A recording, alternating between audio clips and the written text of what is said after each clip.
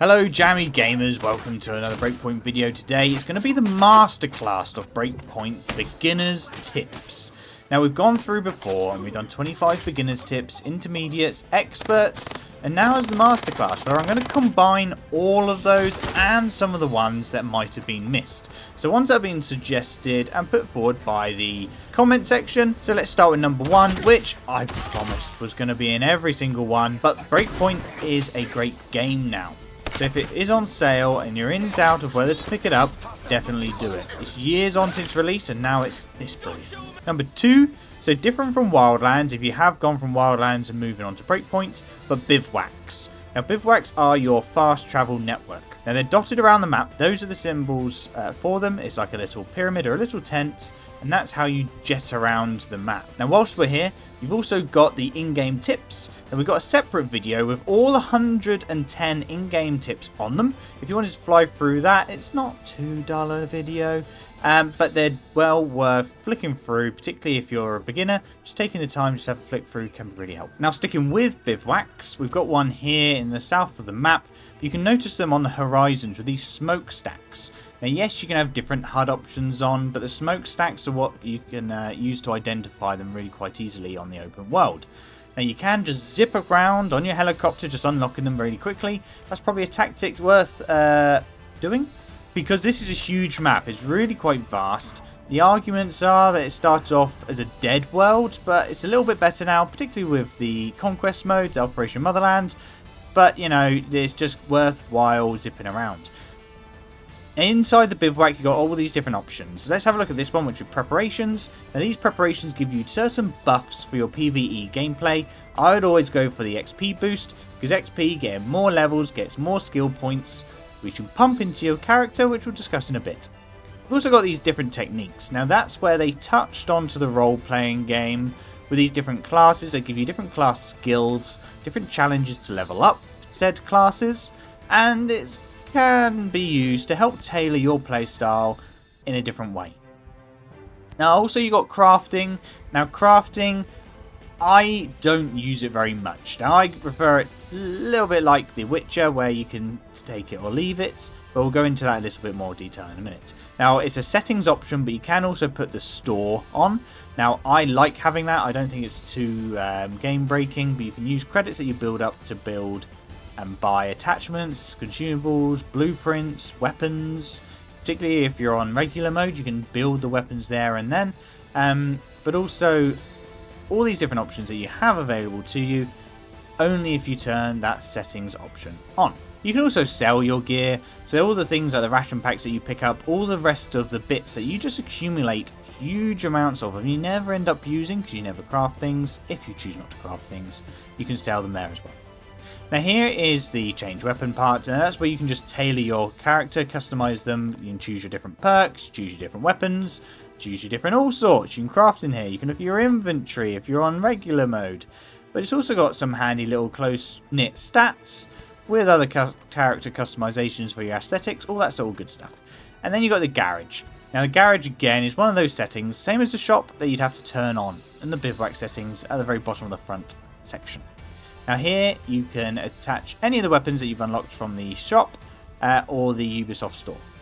And then when you go to leave the bivouac, you've also got the timer there. So if you want to play a particular mission at a particular time of day, there you are. Now we're in night time. Okay, good if you prefer that stealthier approach. Pretty cool. Stay tuned for that black and white night vision. Now here's a couple that could be really good for those intermediate sort of players once you've got the basics on the wraps.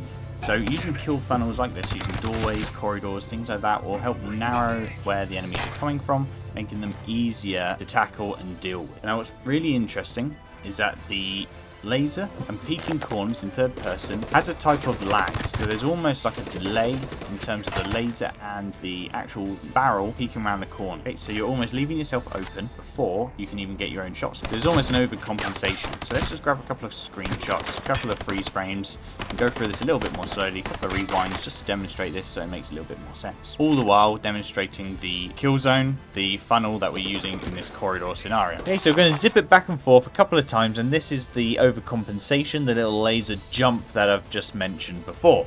Now you can reduce this as much as possible by using the move stick and the turn stick more in sync. So more synchronized to reduce that jump so that you can get more shots on target rather than sending them into the wall.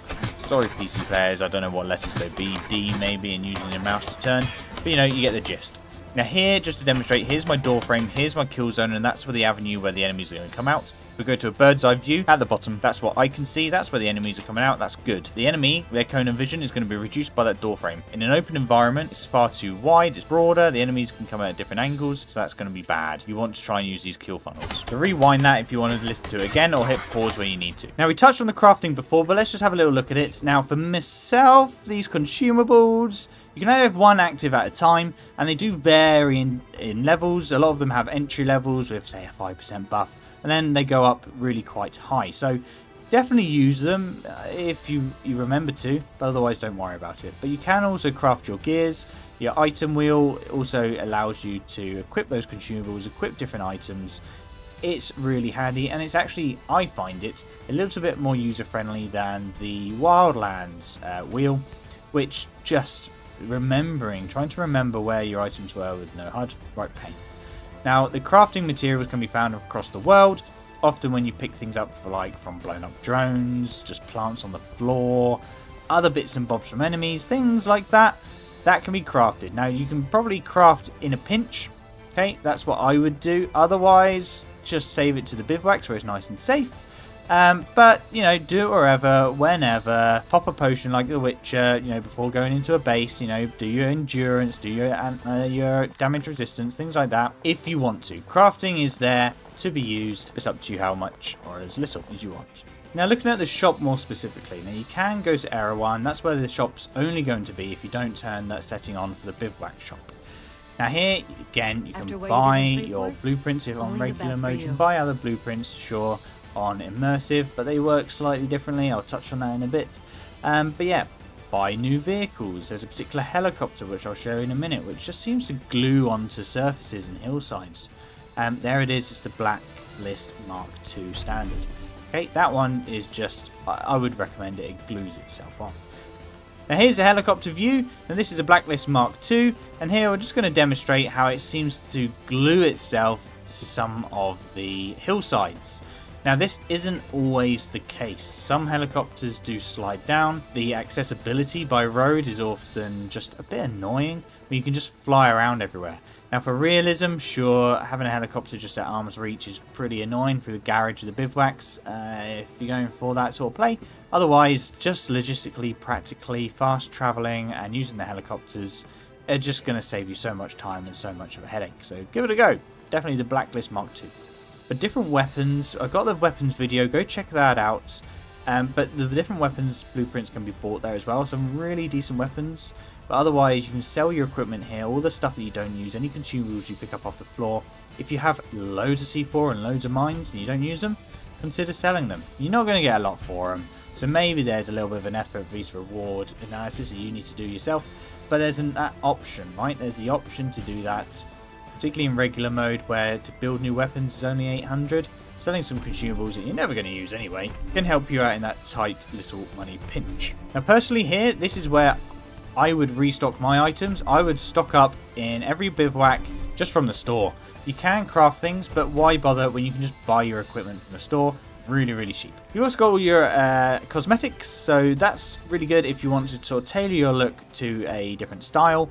Maybe you want a cool mask, maybe you want to try and gilly up.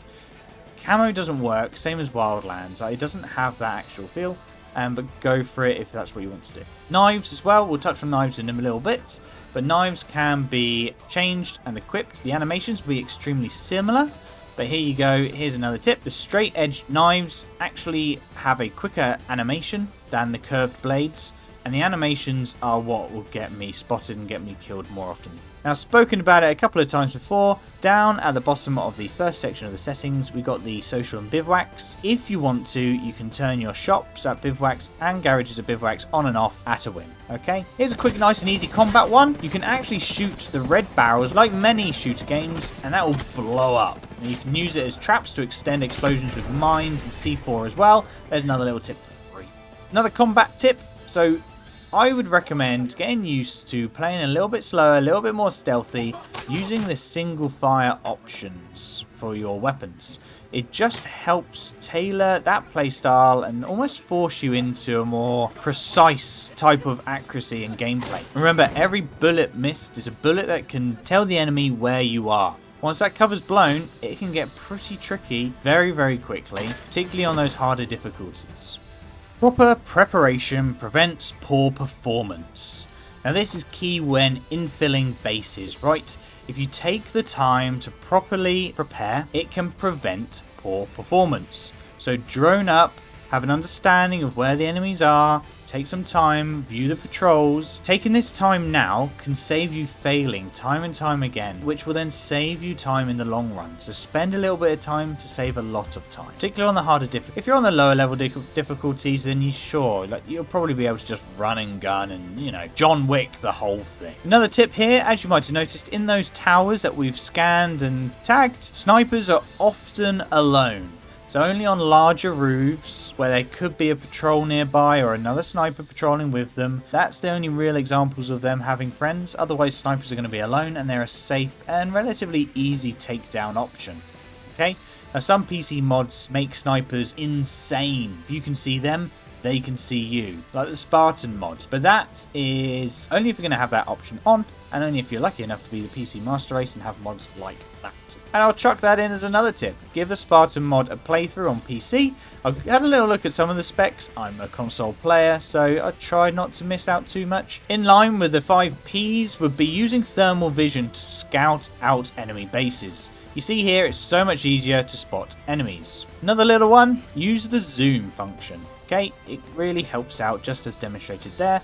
You can see more from further away. Now you can see here that I'm taking out the snipers as discussed before because they're nice and low. A nice clean easy result after the 5 Ps. Here we are using the thermal vision to help identify headshots a little bit more easily. Let's rewind a little bit, have a look at some of the menus. Now here we've got the different techniques. Now we've got Assault, Field Medic, Panther, Sharpshooter, and then the later releases that you might not have seen, and if you haven't returned to the game for a while, Engineer, Echelon, and Pathfinder. Now up here, up above, are all the skills. Now all the skills are completely separate to the classes. Now, if you unlock a bunch of skills for Assault, it doesn't matter, the skills are separate, they'll be unlocked for every other class. Now, the skills themselves are split into a number of different categories. Perks, passives, abilities, and consumables. Now, they sort of do what they say on the tin, right? Abilities you need to activate, passives are on there already automatically, perks you need to assign to slots, which I'll show you in a bit, and then consumables are consumables. Now let's have a look at a technique or a class. Now this is the Panther class. This is going to be a great starter class. It helps boost your stealth, which is really, really handy sneaking around bases, but also gives you the spray, which I'm going to go over a little bit later with the behemoths and countering them. Definitely worthwhile. Now once you're level 30, you get to unlock weapon mastery upgrades. Now these points are going to be starting at 5 skill points each. You get lots of skill points after level 30 and after unlocking all the techniques and the skills, and this is where you're supposed to apply them. Now this makes all weapons in particular classes a viable option. Yes, the metas are going to be even more meta-y, but it's a solid way of doing it. Now, if we zoom in here, we can actually see what we still get skill points for. So lots of different avenues and lots of different ways of leveling up, grabbing skill points and pump them into your favourite classes. You'll get enough skill points by the end of the game and end of the game to fully unlock all of the bonuses for 3 weapon classes at once. On the loadout screen, you can see your technique. You can also pin your technique missions, okay, which go up to rank 20. After 10 though, that's when it's more of a late game entry, sort of a later update, and those last 10 missions are really quite tricky, really quite hard. Okay, but it does tell you the different details about the technique, everything you should need to know, and a little bit more of how to use it. Outside of the Pathfinder technique, you can get black and white night vision via 3 different options. You can buy 2 from the Ubisoft store with real money, which I'm mostly against on these older games, right? But you can get the free one from Maria's store. It's the 3E Black Arrow. Gives you a break from the usual green night vision. Gives your eyes a rest. Now here as well, if you're careful, you can see the flashlights from the enemies. So those bog standard enemies, they're going to have their torch flashing through different buildings. You can see that very clearly on night vision goggles. And whilst we're on night vision goggles, you can get the 4 or the quad at night vision goggles from the World Sea Vault in New Sterling. Make sure you take the time to read all of the skills, okay? So everyone will have a slightly different lean to their particular playstyle. Now we're at the beginning of the game where skill points are a little bit tight. Have a read of them and plan which route you want to take, okay? You will unlock all of them by the end of the game, absolutely, so don't worry too much. But you know, read them and plan your route to whatever suits your playstyle. Quick gameplay tip now then, so parachuting. You can base jump off of sharp edges, just like cliffs, things like that, and parachute in to get a far more distance than you would otherwise. Now it's a lot more user-friendly than Wildlands, but a lot less user-friendly than things like Warzone. So definitely get used to parachuting in and take advantage where you can, unless you think it's a little bit cheaty. Now looking at this particular options menu, we've got the store, we've got the Ubisoft Connect, and that's a little deposit of all different other freebies. But let's have a little look at the world parameters, and these are really high level settings for your particular world, right? Now there's only the Terminator one which has been removed, but you can get that modded back in on PC. Otherwise you've got Classic, Resistance and Operation Amber Skies, 2 DLCs which are really quite enjoyable, particularly Operation Amber Skies. Otherwise you've got these different other settings, so Classic Jones or Reduced. You've got the Azrael Patrol Frequency, which are a right pain. You need to hit the deck, particularly in the harder difficulties, or Helicopter Patrols. So again, whacking the difficulty up does make it harder, and that's separate to this menu. But you can just turn it off unless you're going to go on DLC, which starts to lock some of the options in or out of place. But it's really up to you, whatever you want to tell your experience at this high level view. So here then, we've got the more of the medium settings, right? So we've had a look at the world parameters. Let's have a look at some of the Ghost experience parameters. Down the bottom here, we've got the exploration mode. That's where you'd want guided or not guided. Now, not guided, you're really going to have to read your mission descriptions and really follow the map to a T, or else you're going to get lost. Right down the very bottom left corner there, you got regular or immersive. Now, it only came out as regular mode to start with. They built in immersive later on. Think of regular as The Division, immersive as Wildlands. Now, at the top, you've got your gear score. Again, that's going to be your regular and immersive mode. Turn it off, turn it on. Tweak it just to how you want. Okay, there's no right or wrong answer. But online modes like PvP and raids are going to have that gear score turned on. Alright? And here are some little shots of what that means.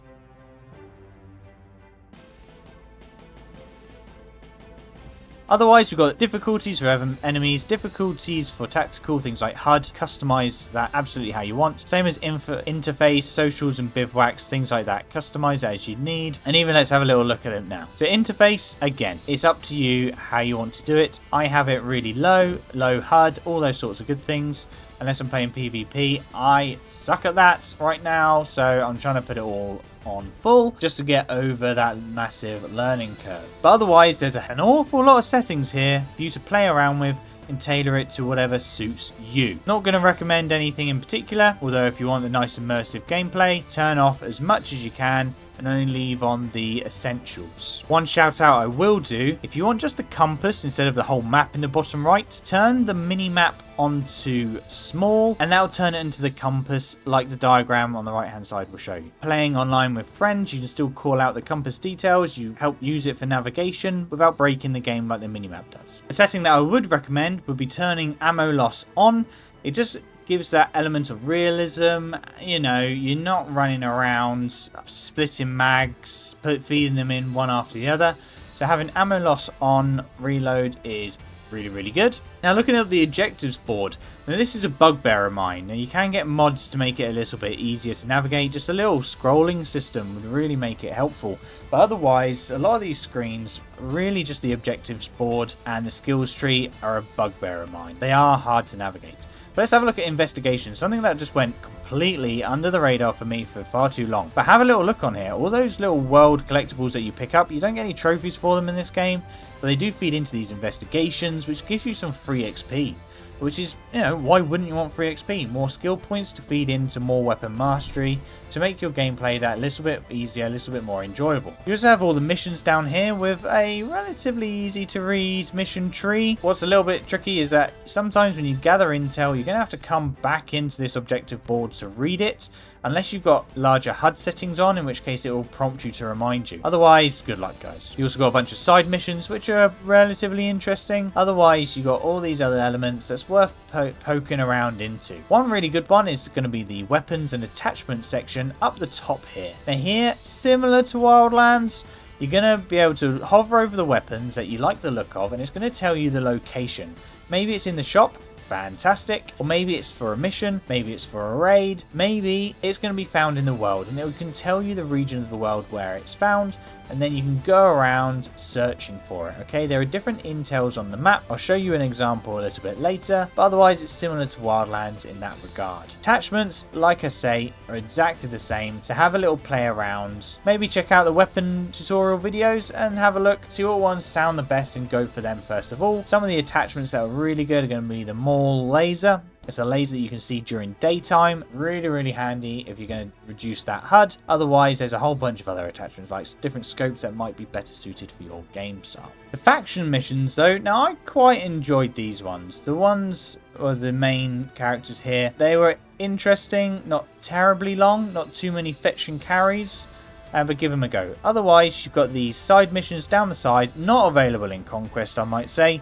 But they are a good source of materials, money, XP, all that good stuff, and they reset every 24 hours. But go along, clean them all up, you get a trophy or an achievement or two for collecting a few per in a single day, and there are some really fun ones in there. Now looking over to the purple element of the ops board, and this is going to be your online mode, your PvP and raid mission. Now here, with Sergeant Brown, you've got your Ghost War missions, and this is your PvP game modes. We had a little bit of a play on the latest live stream. It's hard, but you do have a lot of missions to go along with that learning and that different play style. Raids are slightly different. So raids are going to be entered via the map or via the objectives board. You can squad up with people, but you do need those 4 squad mates to actually get in and play.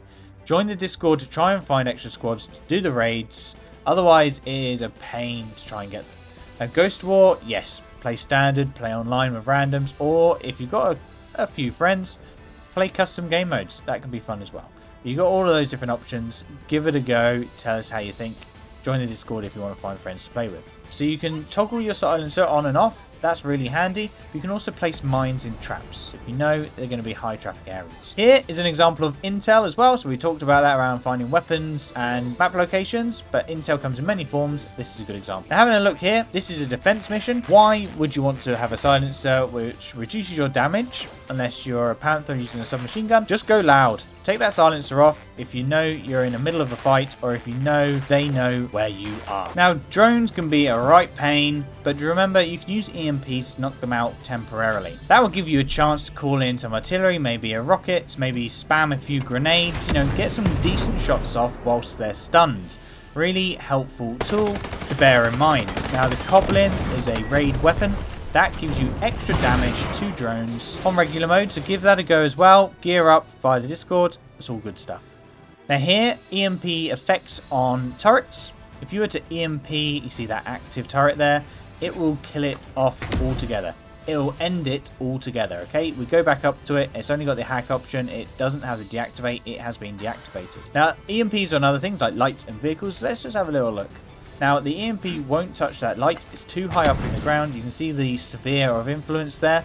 However, that vehicle, lightning all over it, that is going to have completely ended that engine's life. So if it was a convoy, things like that, it would kill out, it would knock out the engine for you to attack more effectively. But it's good to know that lights on the outside of buildings aren't affected by EMPs. Let's jump in the vehicle here and just see if we can start it. There we go, completely not going anywhere. For these patrol lights, here's a little tip. Shoot them out. Just make sure you hit the shot, right? Mines. Now, mines are more late game unless you're going to be playing on Conquest, and then they chuck them in here and there, sort of almost willy-nilly. Now, they can be hard to see Otherwise, you know, you can definitely hear them, and they're going to click a lot faster the closer you get. Now, a tip for mines is going to be that you can shoot them. Otherwise, avoid them where you can. Maybe lure enemies over them, but you can help see them if they're not placed conveniently in the middle of a road. You can see them using thermal vision. So give that a go if you're struggling or a little bit worried. Now, friendly mines can be used all sorts of areas as well. Really handy, and they can be equipped on the item wheel. Now, use them in doorways, use them on small channels and choke points that you know enemies are going to come towards. Particularly handy with red barrels to extend the explosion radius. Okay, you can get more bang for your buck with those free explosive barrels. Whatever you do though, remember, if you're going to grab an enemy and exfil the way you came, just remember, if you're grabbing them and walking them around, they're still alive. So when you walk them over the mine, even if you're grabbing them, bang! You're gonna go up with the mine. Now, in regular mode, you can work to try and min-max your gear score. Now, you can really go up to about 250 without going into the raids. That's where you're going to find your higher level gear with a higher level difficulties. But what you can do in the meantime is you can get blueprints and you can keep crafting to keep rolling and try and squeeze the most you possibly can out of your weapons. Those are in terms of the buffs. The buffs are capped and the buffs can be tailored to your particular playstyle. Maybe you want more accuracy or range for your sniper, and maybe you want something like handling and mobility for your submachine guns. Those sorts of things are RNG and they can be done in the store. Now, whilst we're talking about min-maxing, notice in the bottom left there, we've got our buffs activated. We've got the experience. Make sure you're putting something on in the bivouac to take advantage of. But also we've got a consumable active. Now, min-maxing your performance, think about those sorts of things. Take time to make sure you're using the bivouac preparations and the consumables to min-max your play. Now, let's have a look at the Ubisoft Connect. Very briefly, found on the option menu here. Now, it can have a whole load of free stuff as demonstrated here, depending on what games you've got on your device, as well as other factors. We've also got other elements of the store which you need to pay for with real money. Now, I'm particularly against this. I've got one skin that I've bought just because I'm a sucker for it. It's going to be Nora, the Rainbow Six one, because it looks so cool. PC modders, you can mod whatever you like, however much you like. But us console lackeys depend on things like this to get the consumables we want. Or just suck it up, deal with it. Let's have a look at the DLC. Now, I left it till late game because I just thought I'd enjoy the vanilla and then build from there. And we've got a couple of different ones that will be on your objective board. You can just jump in, you can get some rewards. You get the underbarrel shotgun, and you can get the strike designator, which is like a RPG from the sky. Otherwise, you've got Conquest, which is Operation Motherland, and this thing is like a rehaul. It really turns the game of Breakpoint into Wildlands, so give that a go. Otherwise, you got the friend pass, so your friends can join you. You can have up to 3 of them. They don't even need to buy the game, so they're literally trying to give this game away for free. So jump on and have a play.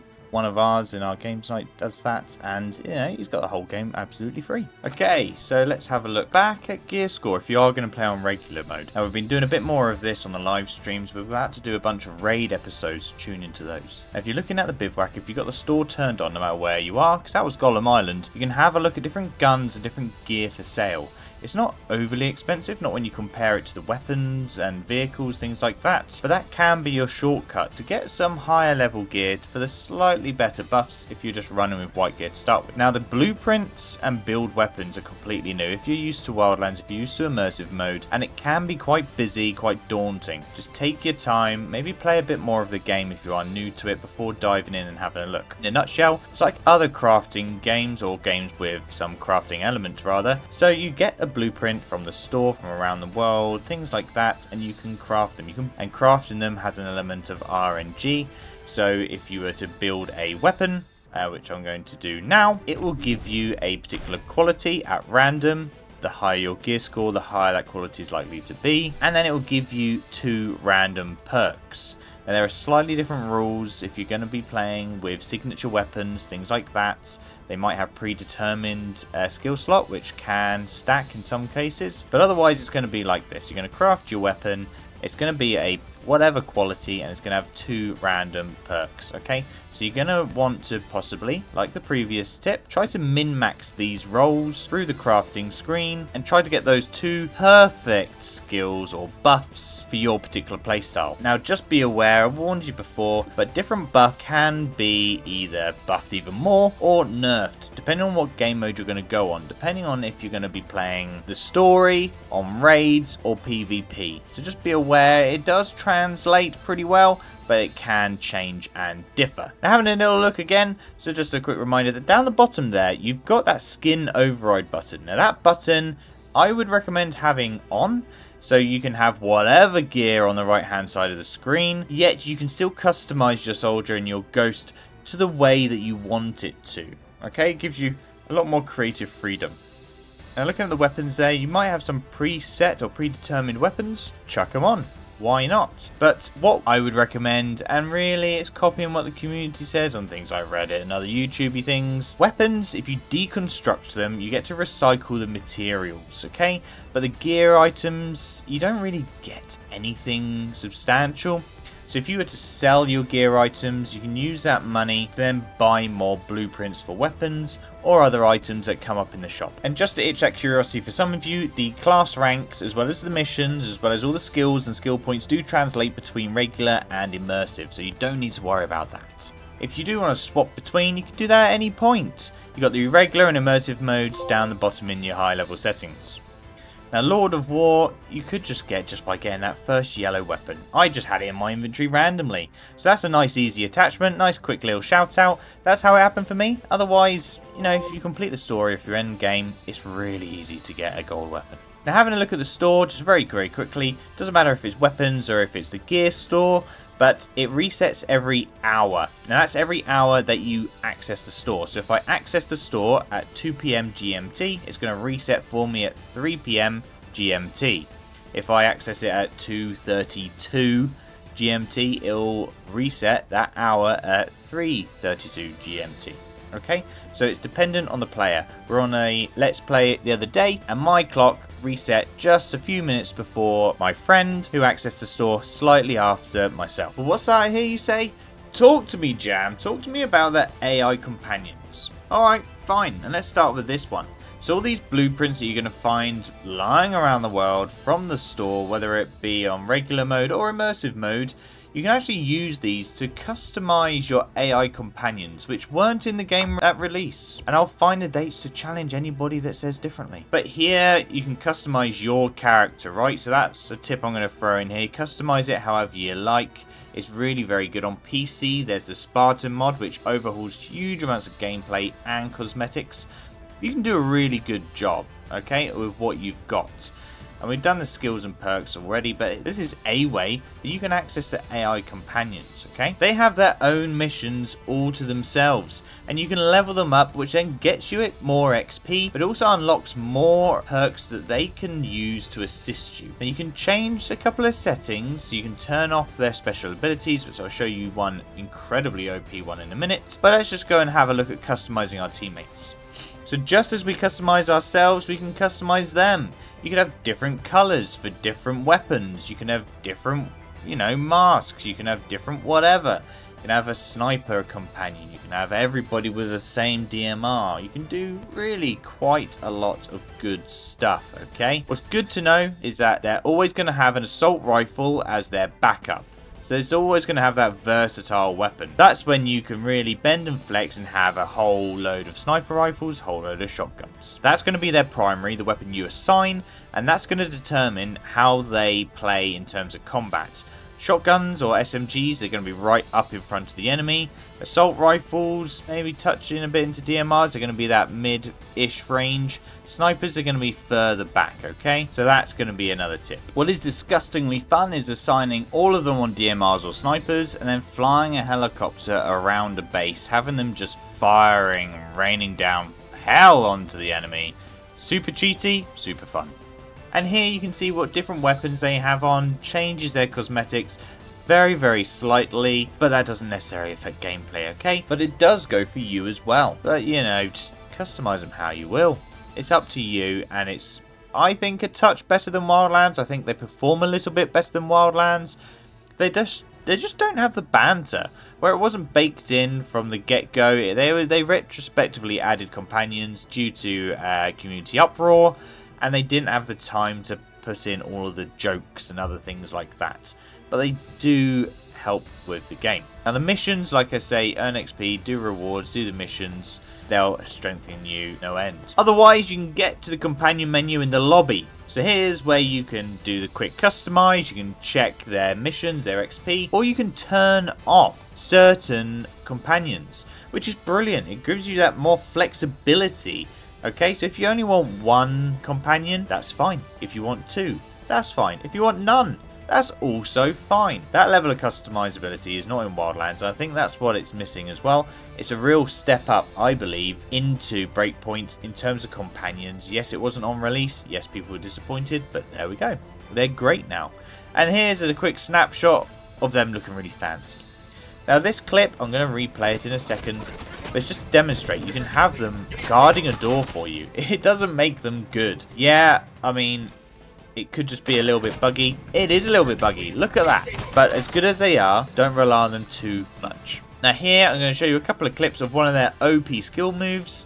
They just mark the enemies for you. You can see through walls. It's a little bit OP. You can turn their skills off in the settings. Again, that's down to you. Do you think it's realistic? Do you not care? In which case, you know, whatever works for you, works for you. That's the right way to play the game, the way that you get the most enjoyment out of it. Here is something really interesting. It's a slight segue away from companions before we come back.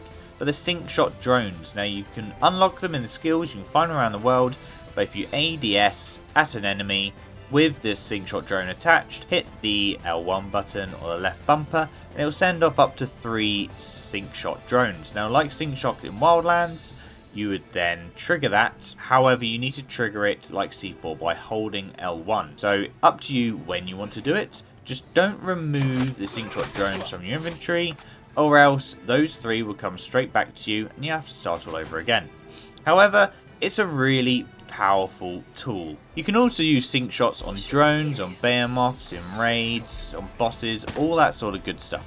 But here you can see the knife kill didn't actually trigger them. You need to manually trigger the kill command. Now let's flip back to companions, and what's really powerful is you can also use sync shot drones simultaneously, or as close to simultaneous as you can. Now on this clip you'll see I'm going to send out some sync shot drones, and it's going to start numbering the enemies up to 3. And then what I'm going to do, like a boss, is I'm going to ADS and then use the X button to mark them with my companions. So now I have 5 sync shots lined up. I can have a max of 6, and then if I'm feeling confident, I could take 1, 2 more enemies myself, eliminating a huge amount all at the same time. It's fantastic. The possibilities are brilliant. It is a bit overpowered, but hey ho, the game mechanic is there. Now if you're playing online with friends, if say you've got 4 online friends, they've all got sync shot drones, that's going to give you 12 sync shots. Now if you're good enough to take out 2 apiece, that's going to be 20 kills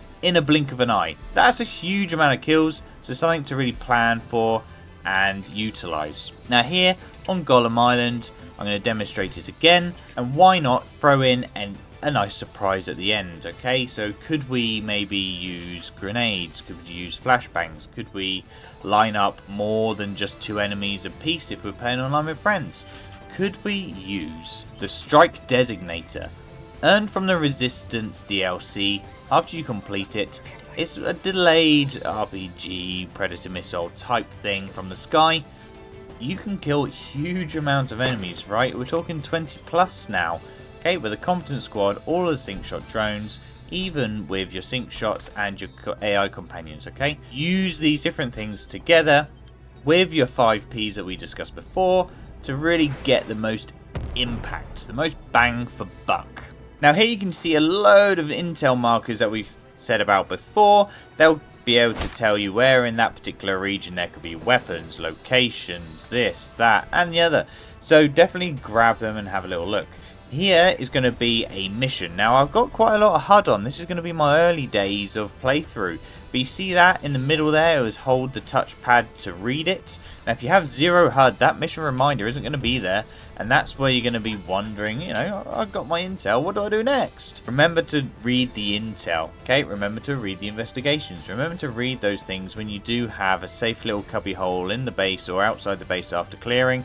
You know, make sure you read it to progress the story along. Now what I think is a really good consideration when we're looking at the 5 Ps, when we're scouting out bases, is to look for particular AIs. Now here we see there's a rocket sniper, there's some wolf riflemen patrolling around, but they're radio operators. They're a pain in the bum, and if you don't take them out, if they're alerted, they're going to call in reinforcements. However, if you take them out early, what that'll do is eliminate the risk for reinforcements being called in. It's effectively the Wildlands radio or alarm system. Okay, that alarm system is now a man, or it's an enemy that we want to try to take out. Other such individuals could be drone operators, because those little flying drones that whiz around far too fast, they're such a pain. They're good to take out as well. There's also this one, which is quite obscure, relatively rare. It's going to be the money bag guy. Now he's got a whole load of cash on him. It varies in value. I've seen a whole bunch of 500 scale credits, which isn't huge, but it's a nice little bump, isn't it, really? When on regular mode, you know, 800 to build a new weapon, 500 could go a good way just to bump up your cash flow. So, you know, look out for these 3 when you're clearing your bases. Now we've also got these doors, these biometric doors. Now you've got a quick one there, and I'll do a little freeze frame in a second here. Now these are what they look like. They have got a bit of red on them, but they're not to be confused with the other just automatic doors. You're going to need a body either alive or dead, and you're going to have to take them to that door. Heavies don't count, but the smaller guys do. Usually they've got goodies inside. Now looking at this, prone camo is new to the Ghost Recon franchise here, and it can really help you in a pinch. It's great for ambushes. I like watching those other snaps and other things like that on YouTube of those ambushes. But you know, your field of view, as demonstrated there, is quite limited. Now, standing in these larger bushes has exactly the same effect. Okay, you see the edges of the screen there go into more of your stealth mode, and that still enables you to do the full 360 spin around. So your potential cone of fire, if you like, your maneuverability is far better inside bushes. It's just that visibility part is really quite lacking in comparison. Now looking at generators, so you can do the traditional turn the generator off, right? That's going to eliminate all the lights, all the drones, things like that. Those turrets there, sorry, not drones, they're going to be powered down now, so you can save your EMPs. That's great, right? And in daytime, it's not going to alert the enemies.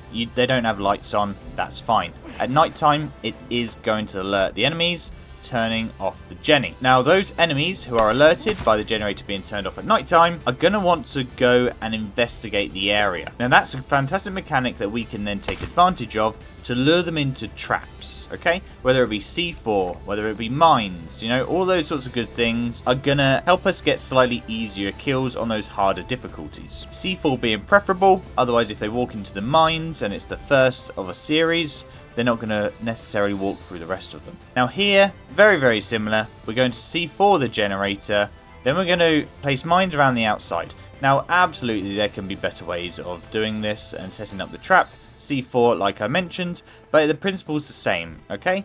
You can blow the generator, lure them in to investigate and take them out one by one. You could maybe turn it off at night time, have them all funnel into you to a wider C4 trap. You could do all sorts of different things, so give it a go. It's a well tried, tested, proven mechanic that is really quite helpful. There you go, there's a guy right there just waiting for you. Now where you can, use close quarters combat. Now that's what the game calls all the stealthy stabbing and slashing. Well, that's all good stuff. Now it is really effective. That goes down as 100% stealth. Similar to Wildlands, you can be knifing guys like in the same room and it just goes down as a stealth kill. Now here's that manual turret deactivation because I haven't taken out the Jenny like the previous tip. But that little detection gauge, turn it off if you want more realism. I'm going to go over what laser I'm using as well in a moment because it is just so darn good at night. It's better than the mole, I think, for visuals. But here's another tip. use your equipment, even those bullet casings. And the bullet casings, they might seem a bit flimsy, a bit rubbish, a little bit like, why do I need them, man? But yes, they're good. I lured that enemy into an area where I was more comfortable and able to take him out. So I'm waiting for him to go patrol into an area more favourable to myself that isn't going to get spotted by the guy back there. Then when I'm ready to pounce, I can get up, sneak over and do so. Take out that drone operator, job's a good one. Now let's rinse and repeat and go back and take out the other guy, right?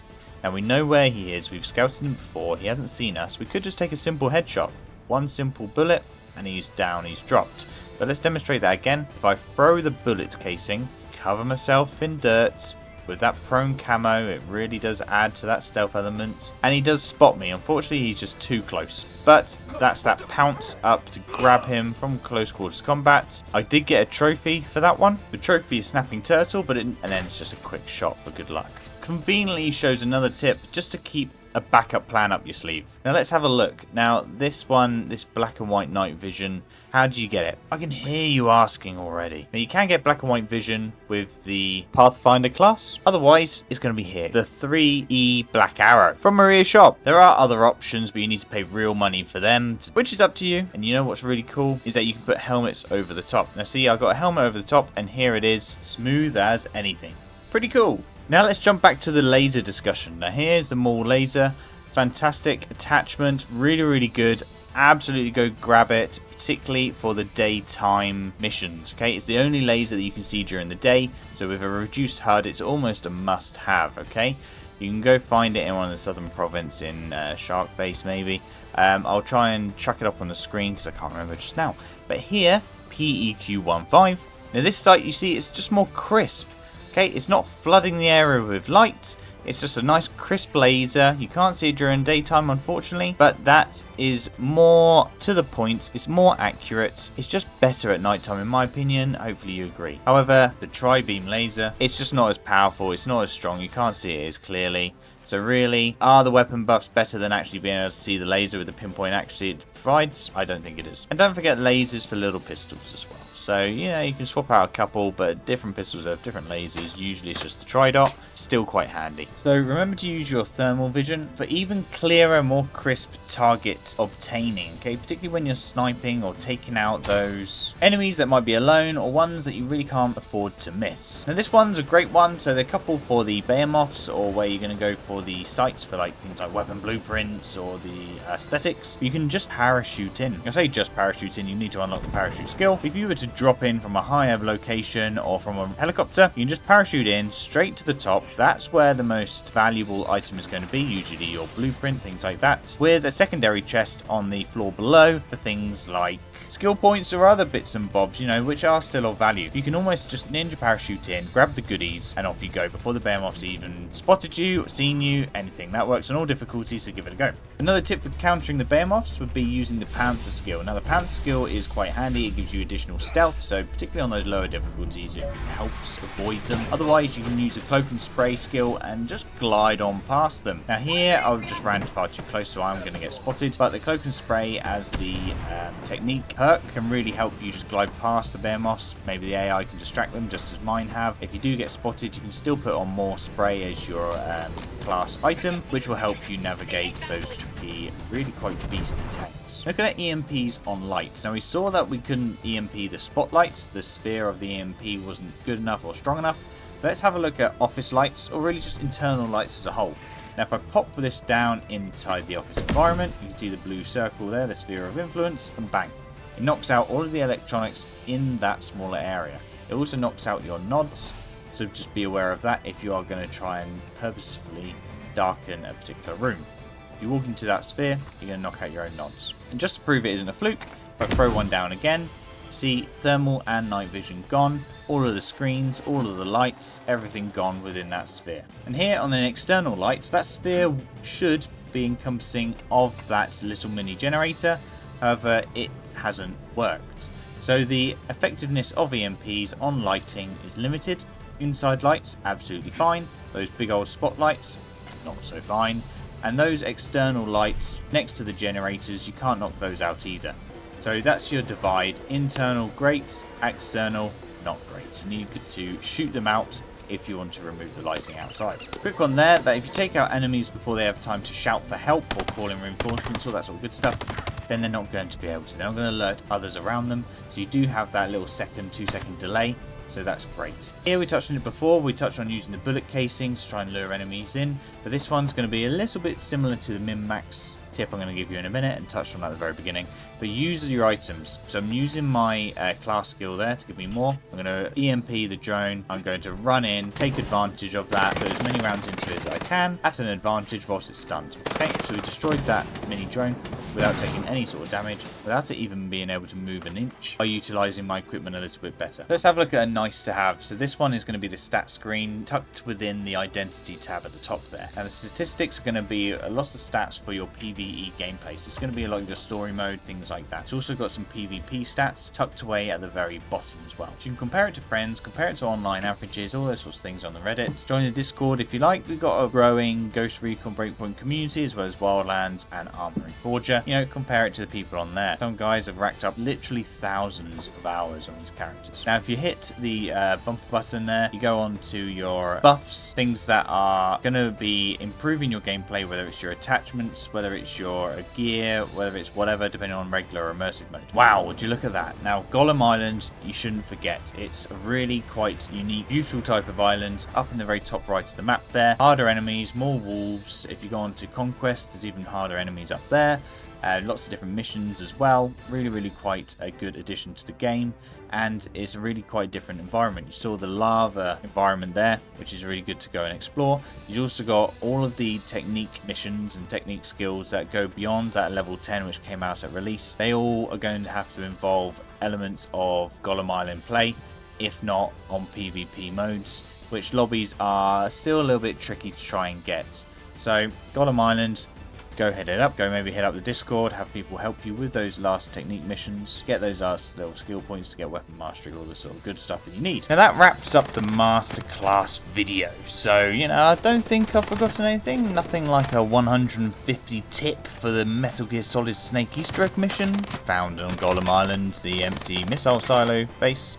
Bottom right. Okay, right, so if I have forgotten anything, drop it in the comments. I really believe that this is a fantastic masterclass. It's a huge video, appreciate that. But it builds on the last three, combines them all with a few additions from the comment sections and other things that we've gathered whilst playing our online sessions.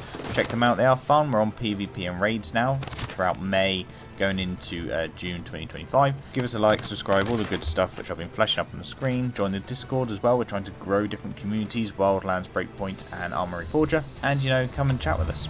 If you want to do any collaborative videos, give us a shout on the Discord channel. But thank you very much for watching, guys, and you know what to do. All the good YouTube stuff. We'll catch you on the next one. Thank you. Bye-bye.